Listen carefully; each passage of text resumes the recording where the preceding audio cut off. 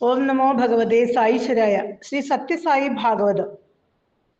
അനന്ത പത്മനാഭ പ്രഭോ ശ്രീ പുരുഷോത്തമാനന്ദ സ്വാമികൾ.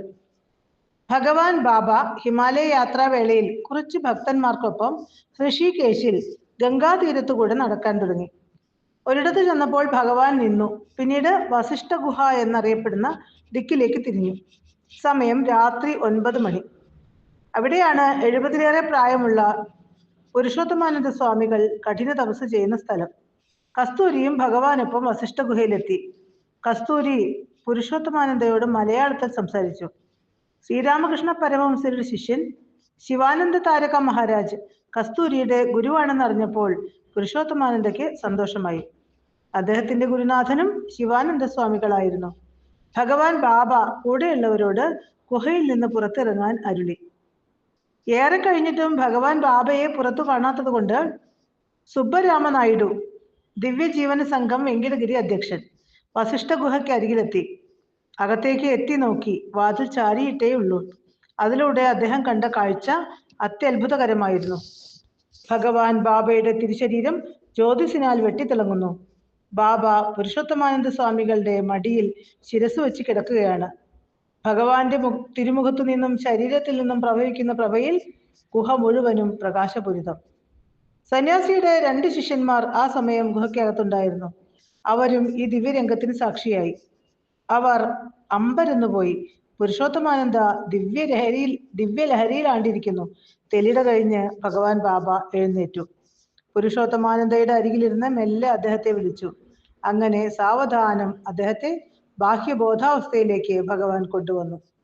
അതിനുശേഷം ഭഗവാൻ ഒരു ത്യാഗരാജ കീർത്തനം ചൊല്ലി സന്യാസിയെ ആനന്ദിപ്പിച്ചു.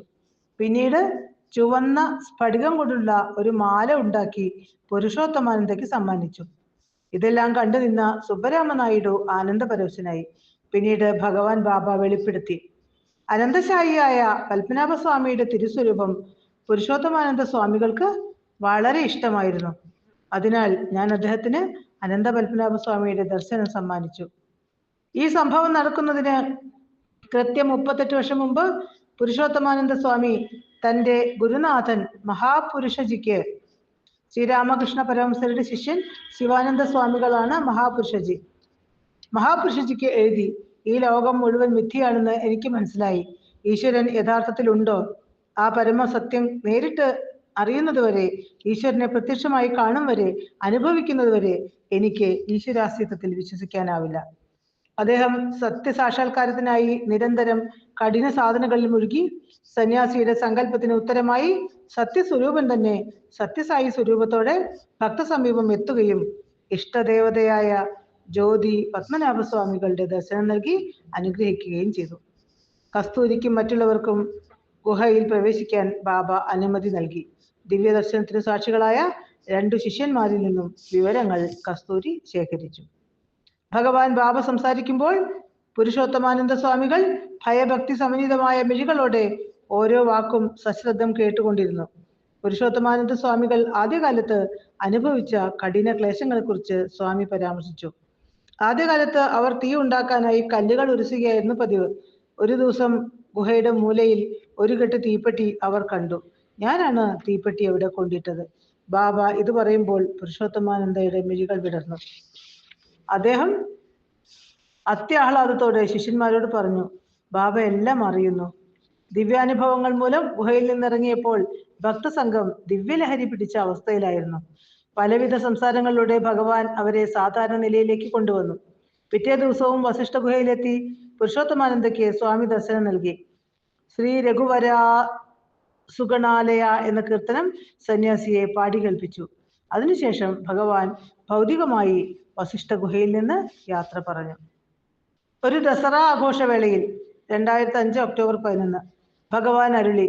ഋഷികേശിലെ വസിഷ്ഠ ഗുഹയിലായിരുന്നു പുരുഷോത്തമാനന്ദ താമസിച്ചിരുന്നത്.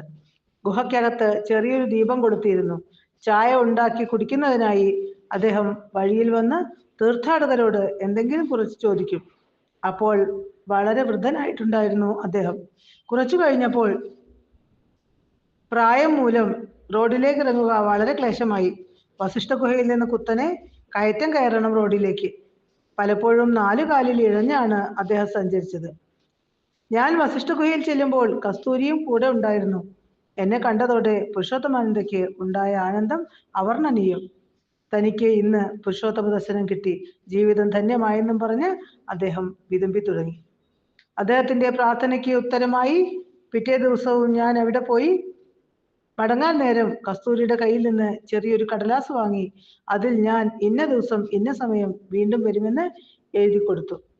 ആ ദിവസം പുരുഷോത്തമാനന്ദ സ്വാമി ഗംഗയിൽ കുളി കഴിഞ്ഞ് ഗുഹയിൽ എന്റെ ദർശനത്തിനായി കാത്തുനിന്നു. വാഗ്ദാനപ്രകാരം ഞാൻ അദ്ദേഹത്തിന് മുന്നിൽ ആവിർഭവിച്ചു. സീമാതീതമായ ആഹ്ലാദത്തോടെ അദ്ദേഹം എന്നെ ഉറ്റുനോക്കി എന്നിൽ ലയിച്ചു.